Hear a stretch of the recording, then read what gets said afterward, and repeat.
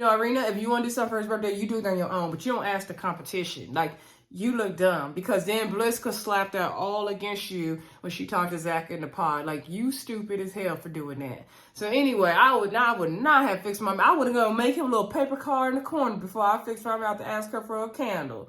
Okay? Or ask somebody else who got a candle, something. That, girl, please.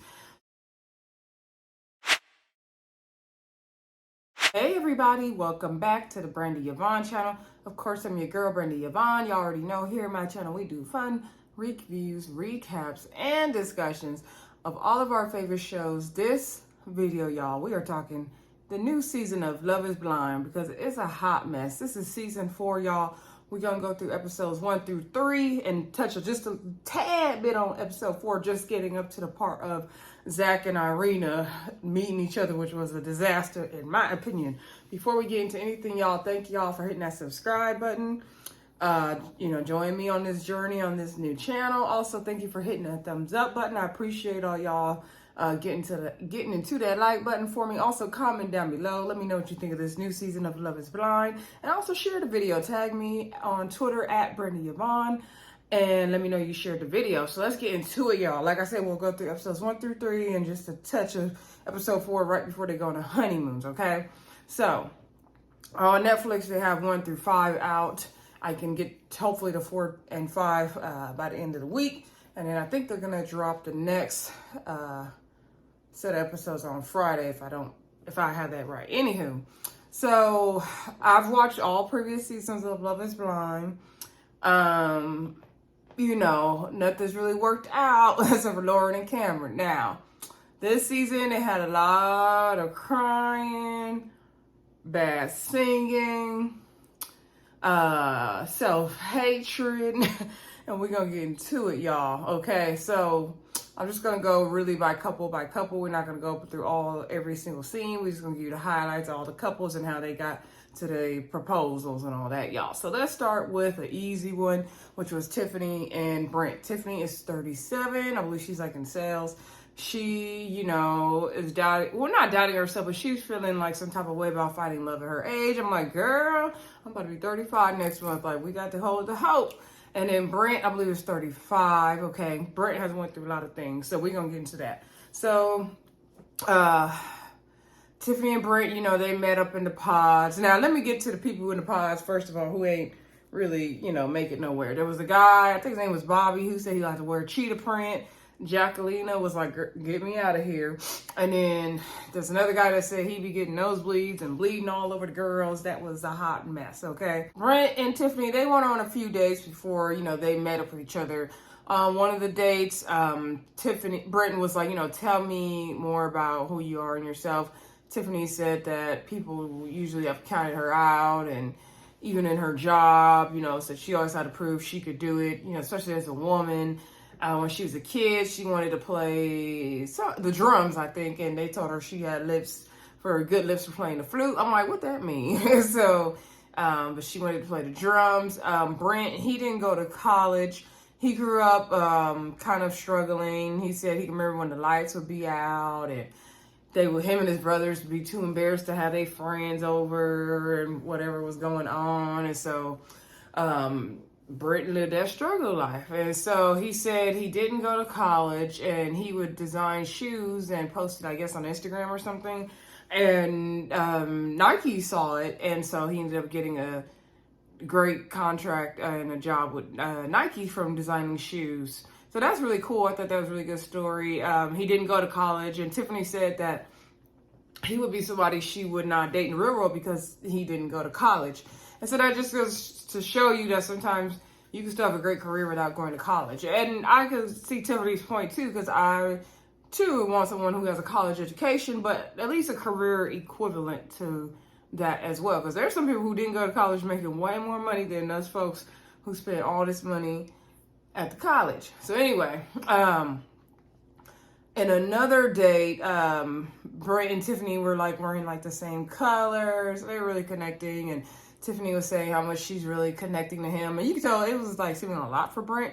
And so Brent told this story about how his brother was supposed to get married And the brother hadn't came home one night, and turns out he got in a car accident near his house. And so instead of the family going to the wedding they were supposed to go to, they ended up going to a funeral, and it really made him think about his mortality. And I think he's kind of scared because of what happened to his brother, like to fall for somebody, and what if they, are gone and go away. And Tiffany did a very good job of comforting him in that moment.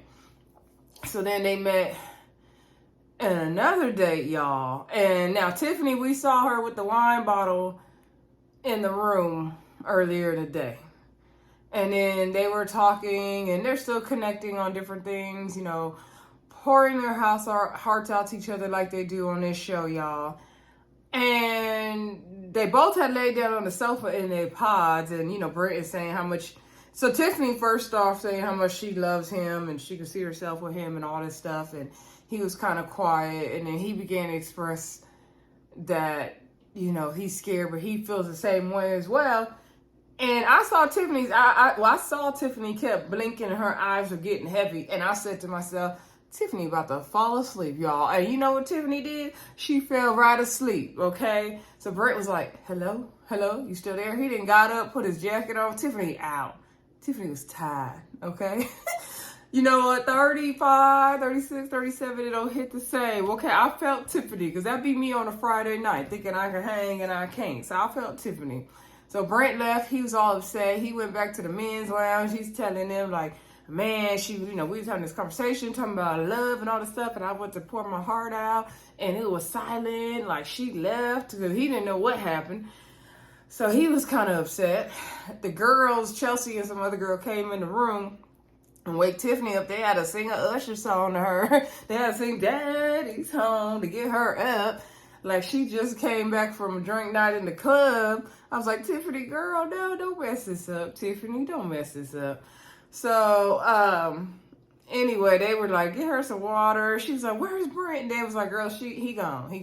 So she felt really, really bad, of course. And so then I thought she ruined everything. Like, I didn't think they'd go on another date after that. But they did go on another date, and she apologized. And he took it well. He said, yeah, I didn't know what happened. But, this will be just a funny story to tell our kids, our families one day. And so I believe that was the date he did end up proposing. And she did say yes. Later on, we did see when they meet up. He did like a little quick skip to meet her. The people that run to meet each other is funny to me. And so they seem to be physically attracted to each other. They were all over each other, kissing each other and everything. So they seem to be physically attracted to each other. So they're the only couple I'm really, really rooting for. The only ones I really, really see it for. I'm not quite fully sold on Marshall and Jackelina. Jackelina gets me a little bit immature. So we'll see. Both Jackelina and Marshall are young, and I don't know. They just doing too much. Anyway, but it could work. All right, so now, speaking of Jackelina and Marshall, let's get to them, okay?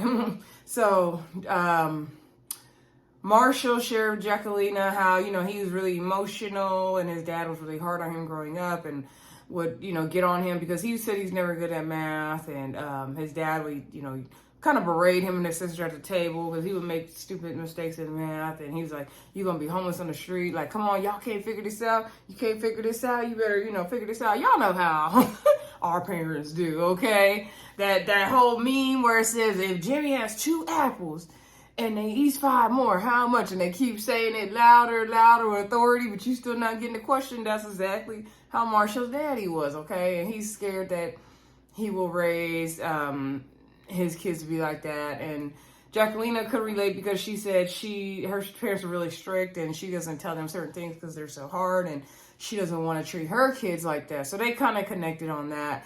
And she assured him like he won't be that kind of dad, and he wants to show more of his emotional and creative side, and he feels like he could do that in the pods because the person can't see him. Okay. Marshall's very interesting.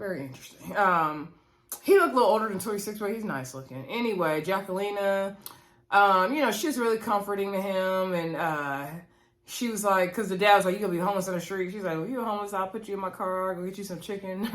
And so they laughed about that. And another date, he read her some kind of poetry. And he's like, look at us being simps. And so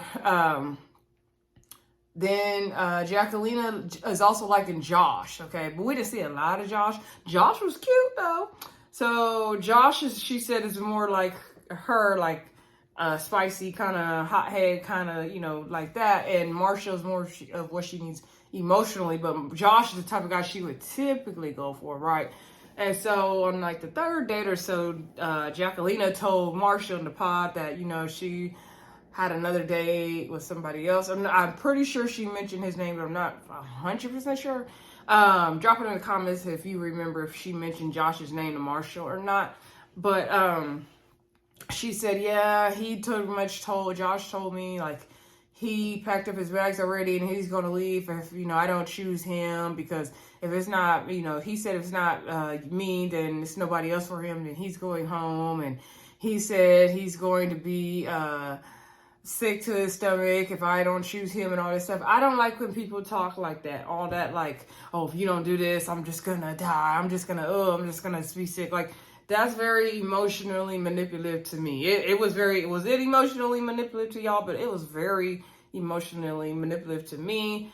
And I don't think Josh is any good for her. I just something in my spirit. And then the way he spoke in his confessional and in one of their dates about how he's really competitive and all this stuff, he just gives me like no good vibes. Don't go that way, Jackelina. Look the way, girl. I do worry about all the emotions that Jackelina and Marshall have. Like, I don't know. They both seem like they got a lot of growing and healing to do. I don't see it for them. I can see that getting a little toxic as well, or trauma bonding or something. So anyway, Marshall got angry, right? Because he was like, okay, somebody here playing games. And he was like, well, you already know what it is. And then Jackelina started crying. And she's like, I feel like you're upset. I feel like you're mad at me. And she covered the blanket over her head. And I'm like, girl, there's competition here, girl. Like, what's going on, girl? So anyway, she's like, oh my God, I feel like I'm going to throw up. And he's like, well, you got to do what you got to do. Go back in the lounge. I already know what I got to do. So then he go back in the lounge, right? And he's like, yeah, he looking pissed. He over there looking at Josh pissed. He's like, yeah, somebody in here playing games. So he tells Brent, because, Marshall had Brent's back when Brent was going through his emotional stuff. And so Marshall talked to Brent, because Brent was saying, he's never been in this situation. He's kind of scared to, fall in love with somebody. What if they, he loses them? And, Marshall encouraged him to, you love somebody, like, you got to go after what you want. So Brent kind of returned the favor, and Brent is older than him as well. So I think maturity level was a little different too. And so Brent told him, like, some people, you try to trust them and tell them things, you can't trust them. And so it is what it is. He's like, you need someone to talk to. Like, I'm here for you, like, to support you and be trusted. I'm here for you. Because Marshall's thing was like, he feels like Josh heard him pouring his heart out all the time in the men's lounge, and then he gonna like manipulate it against Jackie. I don't think that's totally what he was doing, but he was being emotionally manipulative towards Jackie in general with the whole, like, I'm gonna be sick if you don't choose me, all that kind of nonsense. So then, Marshall going on over there to Brent in the kitchen, and then Josh was right there, and he was like, are you talking about me? I was hollering, y'all. And so he was like, I feel like you're talking about me. He was like, yeah, she was like, did you say all those things to Jackie? So then he was like, I don't really want to answer that, but I am catching feelings as well. And that's pretty much where they left it. I don't know if they duped it out later. We didn't see, but they ain't not about to fight down to the Netflix, y'all. All right. So anyway, Jackie ended up not going on another date with Marshall. And, with Josh. She didn't go on another date with Josh. She said she didn't want to go on another date with him. She knew Marshall was better. She told Marshall, like, Josh is a big boy. He can handle himself and his emotions. And so Marshall proposed to Jackelina. And, of course, she said yes. And then they met each other in person.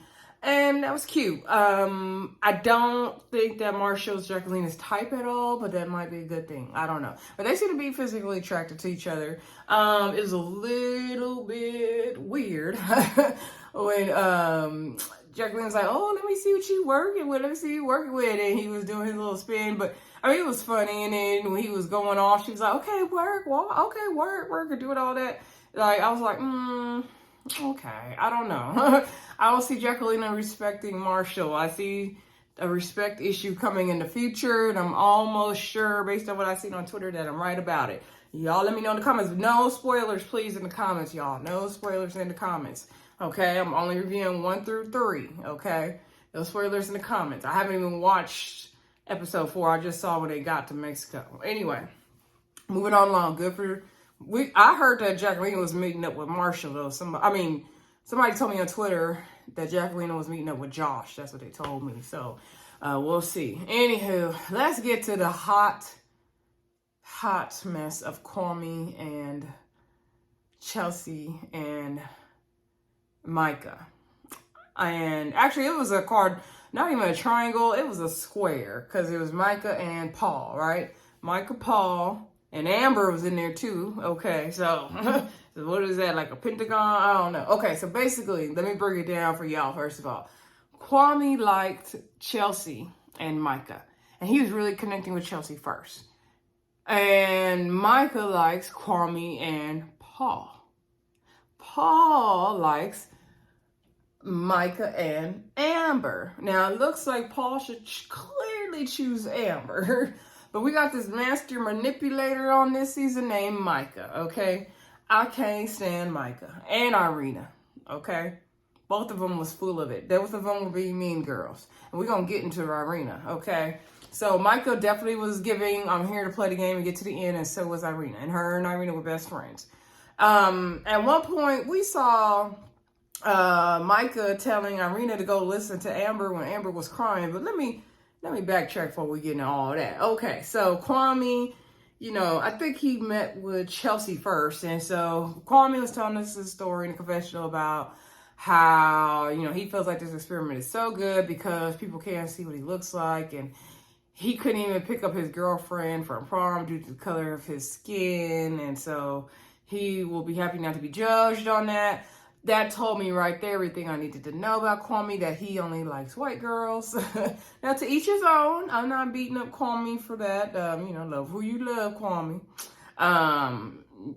Anywho, I'm going to try not to get too far into that one. So, then when he was dating Chelsea, I believe, he said he was going to tell her his name was Alex because, I guess, sometimes we could be uncomfortable with people, confusing his name. And he said he always felt like he had to prove himself, like, hey, no, I'm smart. Oh, I'm educated. No, I have this good job. I said Kwame is very much giving, I want to make white people comfortable. And I didn't like that. And I put it on Twitter. So if y'all saw that tweet, that was my tweet, at Brent Yvonne. Follow me. He was very much giving, I want to make white people comfortable. And I am not here for that, Kwame. Like, you're clearly, of African descent. You're clearly from an African country. Like, clearly. He said he used to play soccer, but then he got an injury, and I forgot what he does now. So anyway, why would you want to call yourself Alex? Like, what's wrong with your name? Like, nothing's wrong with Kwame. Like, that's a nice name. I just don't get it. I don't get it. Like, no, you don't have to prove. They're not going. You could have the best job. You could be the most educated black man, the most mannerable black man, the nicest black man. At the end of the day, they still gonna see you as an N-word. At the end of the day, it don't even matter. Trust me. I used to sometimes in certain spaces think that I had to prove myself in that way to them too. And then, you know what? At the end of the day, I learned that it don't matter. They're going to see you how they see you, okay? And you know what? We got to stand in our black, beautiful skin. At the end of the day, we have to stand up in it, okay? You can't please everybody, and you dang sure don't need to live your life to please no white person. And I said what I said. So anyway, I'm getting mad getting into it. But anywho, so Kwame, he was really feeling Chelsea. Chelsea was very, very validating to him. Chelsea had no problem. She wanted to know all about Kwame's African roots. She was all into it. Then he met Mica, and he felt like Mica, it was love at first here, because they can't see each other. So I said, well, I can't say sight. He felt like, he said as soon as he heard her voice, that was his soulmate. He was telling one of the guys, I said, get out of here. There was so much capping on these episodes of Love is Blind. he over there talking, talking to Mica, telling her all this stuff. He just feels like they're so connected. Mica was telling Irina that he wants so much validation from her, but she's not going to give it to him. Okay, so Mica was saying she feeling Kwame. Okay. Then we see Mica meet Paul. Paul is like an environmental scientist. He's traveled all these places and done all these things. For me, Mica is that girl that Paul never could get back in the day because he was like a nerd guy, right? So Mica and Paul talk about different things and they kind of hit it off. Paul be spitting a little game here and there, okay? And then we also see Paul hit it off with Amber. Amber is a flight attendant. They both talk about places they travel to. Paul telling Mica they're gonna travel to all these different places. He telling Amber the same thing. Running game. Okay. Anywho, we see Kwame continue to connect with Chelsea. Okay. And Mica. So then he's telling Mica that, he, can see them having a life together. He can do all, he wants to do all these things. He's asking her, but do you see us having a future? And she's like, yeah, I could see that. I mean, because I feel like it's kind of been more of a slow burn with my other connection. I don't really know and all this stuff. So then he's telling Mica, Kwame's telling Mica, like, because, I want to propose sooner than later now. So Kwame thinking, oh, yeah, I got it in the bag with Mica. Okay. So then we see Amber. The more Amber connected with Paul, the more Mica wanted to win Paul over Amber. She didn't care about getting Kwame over Chelsea. And Chelsea peeped Mica's game because she was talking to Bliss. She was like, girl, we ain't talking too loud because I don't trust that girl over there. Chelsea was not here for Mica. Nobody was. So anywho, we do see Amber and Paul. Amber's been married twice and the ex cheated on her. And so Paul was asking her, has she ever cheated on somebody? She said no, but when her, things that she's going through her ex, she thought about it, like it almost got to that point, but she didn't cheat. He's like, oh, that seems like a red flag. And she's like, no, I didn't get to that point with him yet. And so he kind of made her feel uncomfortable about it. They had like a little Mardi Gras date, y'all. Paul, let's see. Paul was really seeming like he liked Amber, in my opinion. Y'all let me know what y'all think in the comments, right? So Amber, he also gave Amber some flowers. So then when Amber came back from the date, she had the flowers, and then Mica and Irina like, oh, look at the flowers. Oh, they look boring. And she had a really good time on her date. So then, of course that made Mica mad and jealous. So then Mica went on another date with Paul, and then she's asking Paul, well, how do you really feel about Amber? And so he said he does like Amber, but, he don't know. He's really connecting with her as well. And then Mica talking about she could really see a future with Paul. So then all of a sudden they both decide we're going to kick our people to the curb and we're going to be together. Okay. And Mica over there telling Paul that it's been a slow burn with Kwame. So Mica manipulating the whole situation, y'all. I said, oh no. And side note, Love is Blind, people, at Netflix. Where are the black women? Where are all the black women? I saw one or two in the pod. I'm assuming Tiffany is black or Latina or mixed with something. Bliss looked like she could be mixed with a little black. I saw a couple black girls in there. Where are the black girls?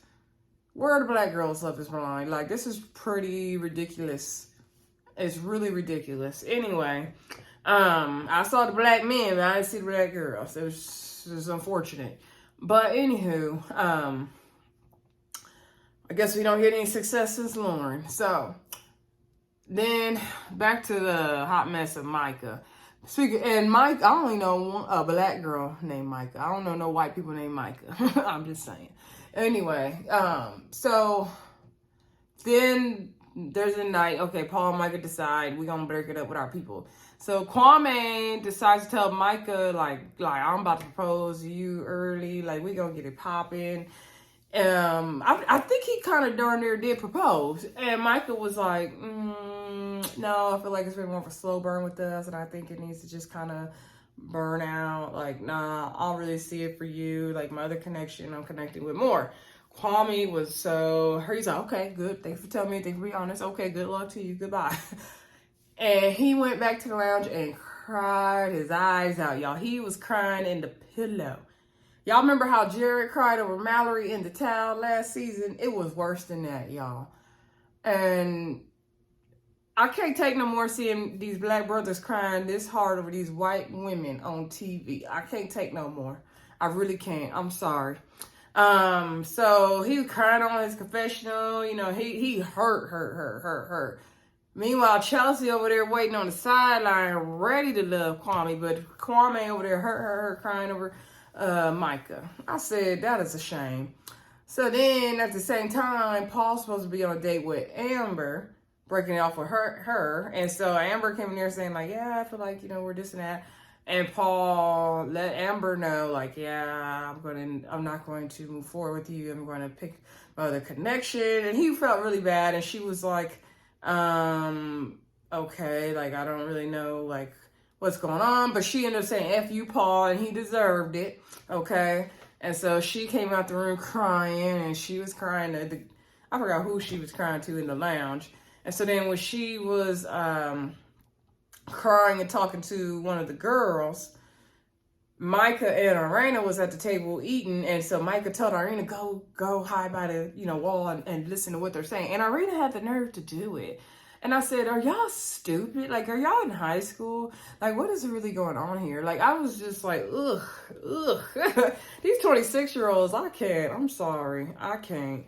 No shade to the 26-year-olds viewing my channel. I appreciate y'all, but don't act like that, okay? Do better. Come on, Gen Zers. Do better. So anyway, so Amber was hurt by the issues with Paul. And, you can't blame her. We saw Jackelina over there crying about the whole Marshall and Josh thing, and Irina was supposed to be comforting her, and then Mica walked by. Mica was like, what's going on? You could see Irina just over there laughing and smirking, and the poor girl crying her eyes out on the couch over the whole situation. I'm like, oh Lord, y'all a mess. Nasty, nasty women. Nasty women. So anyway, Mica was over there sweating bullets though while Amber was in the room with Paul, because she's like, why is it taking him so long to break it off with Amber? Like, it only took me 2 minutes to break it off with Kwame. Like, she's like, what if I played myself, And then Irina was like, you gonna go back to Kwame? She's like, well, no, like, she don't really want to do that. No, Mica just wants to win the game. That's what Mica wants to do, okay? So later on, we do see Paul propose to Mica, and Mica kind of tricked him because she said the slow burn thing, but she said burn with him. And so, she said yes. Of course, she got the prize she wanted. They ended up meeting in person. Seems like they're physically attracted to each other, and they kissed, and that's that. I can't wait to see Kwame see Mica on the honeymoon. I can't wait. Anywho, so then of course Chelsea's upset because she's hearing how upset Kwame is. Also, Chelsea is giving very much you were second choice.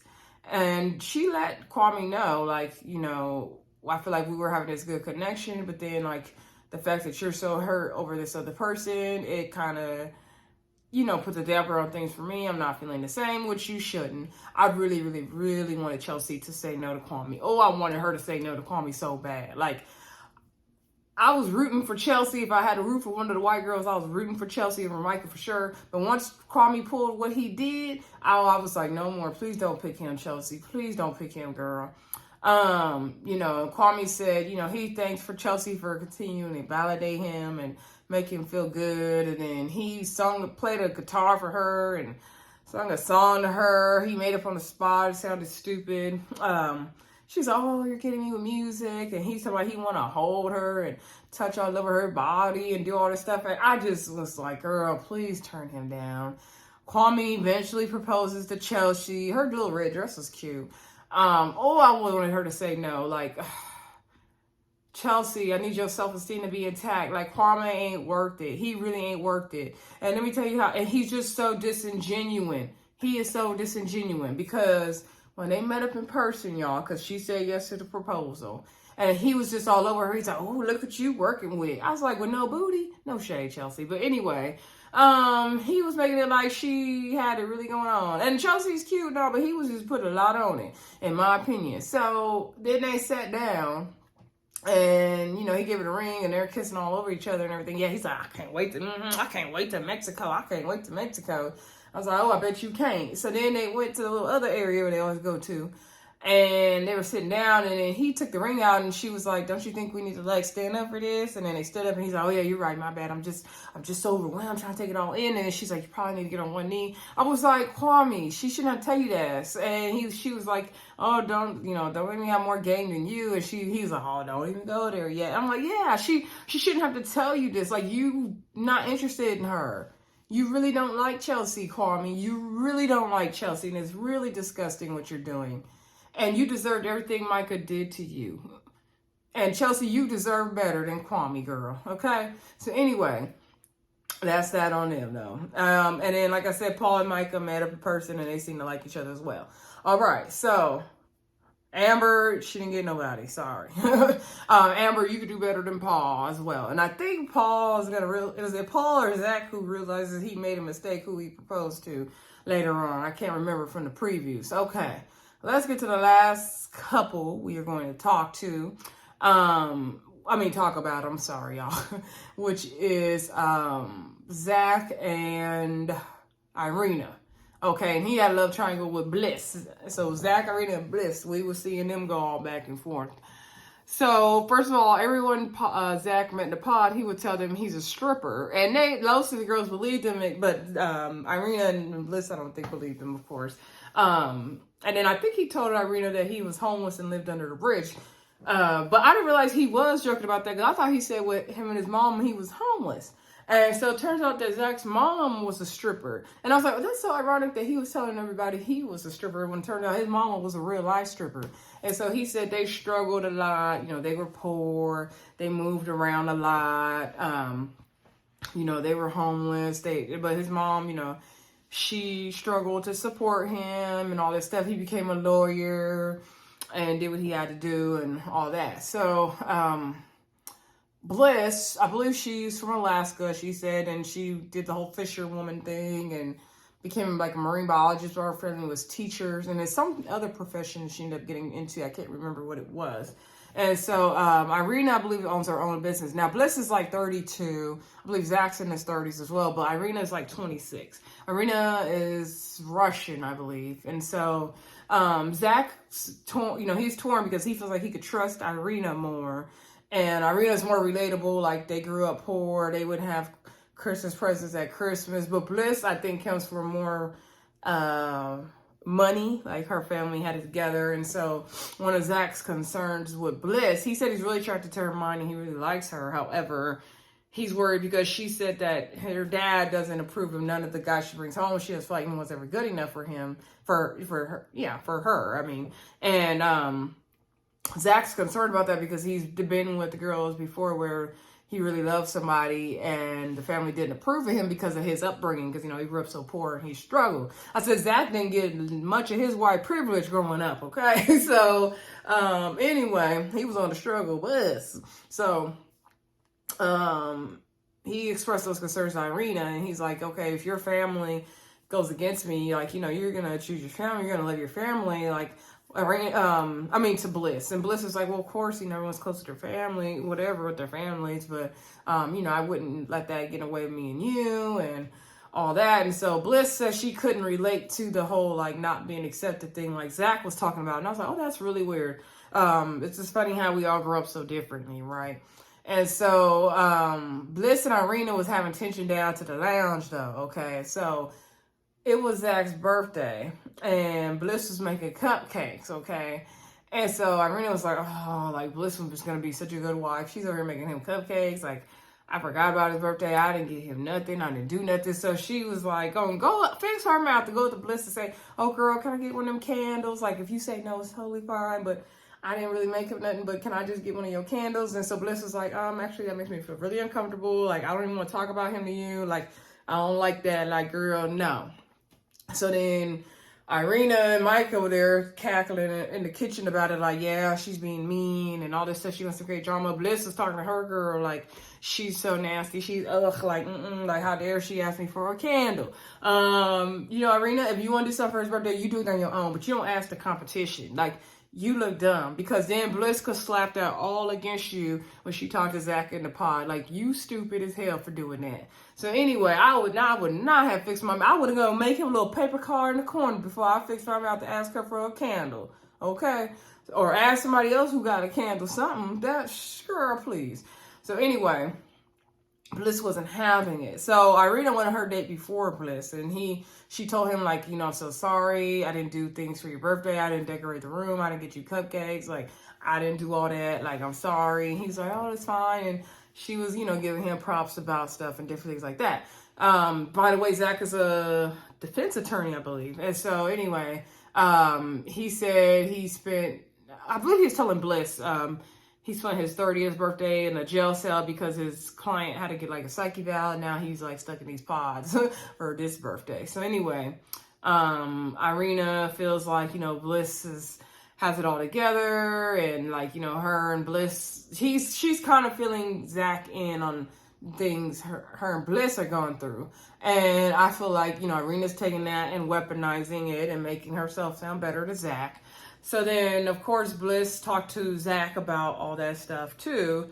And so Bliss basically had told, I guess, Zach, like, if you pick Irina, like, it just really shows just what kind of person you are.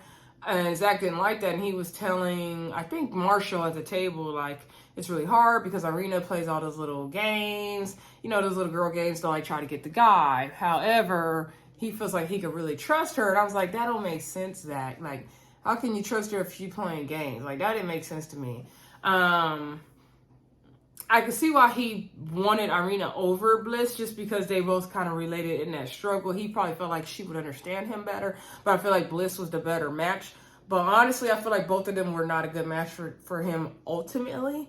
I feel like maybe I wish I would have saw if him and Amber could have connected, really. I don't know if they went on a date or not, but I didn't feel like Bliss was the best match, but maybe a better match than Irina. Y'all let me know what y'all think in the comments, though. So Zach is really going through it. He let Bliss know he ain't made a decision yet. He loves them both. He hates that they're having their dispute and that they can't get along. And he was telling Marshall, like, he hates that the way that Bliss said if, he chooses Irina, then that shows what kind of person he is. Like, he didn't really like that. He's really attracted to Bliss's mind, though, and all this stuff. So Irina was pouring her heart out to him, saying, like, I know, like, I'm not as intelligent as Bliss. I don't have all this going on. I try to use big words to impress you, but, I'm this and I'm that and all this stuff. I feel like both girls were bringing too much of themselves up into, like, each other up into the pod. Like, just focus on Zach. Like, you doing too much. So Bliss, pulls Irina to the side and is like, girl, this is really hard, but I don't want to have this little thing with me and you going on. I feel like it's been really hard on Zach. I don't want to do it no more, girl. Like, let's, whatever happens, I want to come out of here peacefully. So, like, let's settle this. We good. Okay. So then,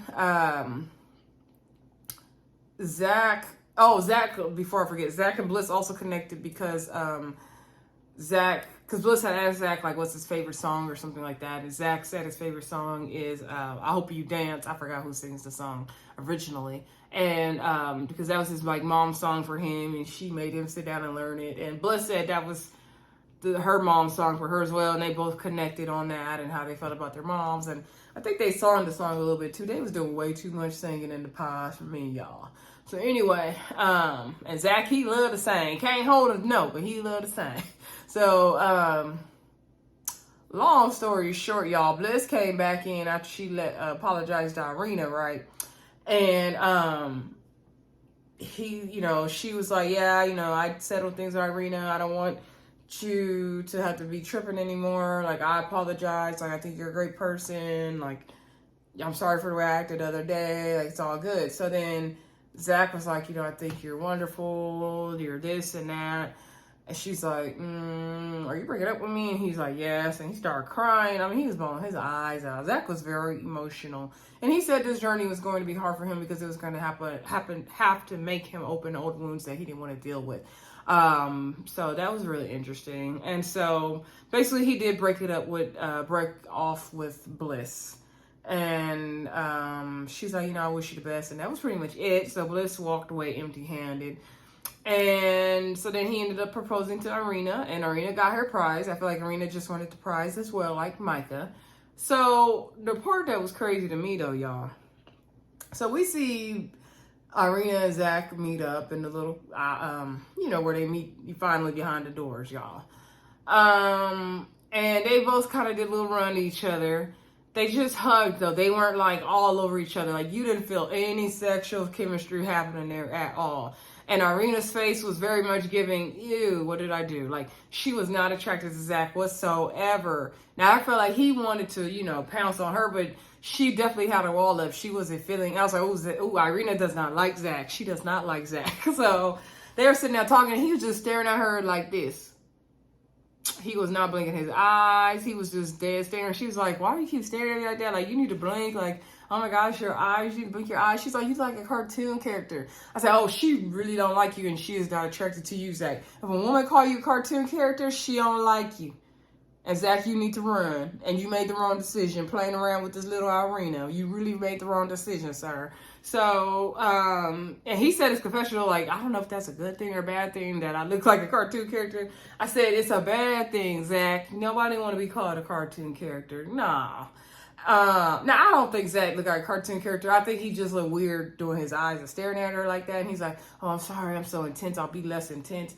I didn't take him to be so weird, coming off so weird as he was going to come off because he's a lawyer. I don't know. To me, it's like something about him is just not matching or giving what I thought he would be giving. So he kept staring at her with them eyes, and she's like, you need to blink, like, it's weirding me out. And she's just kind of laughing, and then he whispered in her ear, like, so, can I have a kiss now? And then she was like, no, we should just hug, like, not yet. And so I was like, oh, she don't like you, Zach.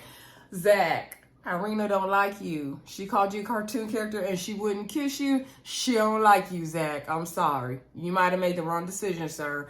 Anyway, like I said, y'all, I watched up to that point on episode 4. I will hopefully be able to give y'all the rest of episode 4 and 5, hopefully by the end of the week. And hopefully we can talk about the whole series, y'all. Love is Blind is always crazy. But this season, like, it was entertaining in the pods. Usually the pods be boring to me. But they had the pods jumping with all the drama, all the craziness, all the crying, the sleeping, the capping, okay? It was a lot going on. Anyway, y'all, for those who are new to my channel, thank you for subscribing, getting into it. I do jump around on my reviews sometimes, so just to let y'all know that's my style. Anyway, also hit that thumbs up button, comment down below, and share, and I will talk to y'all soon. Bye.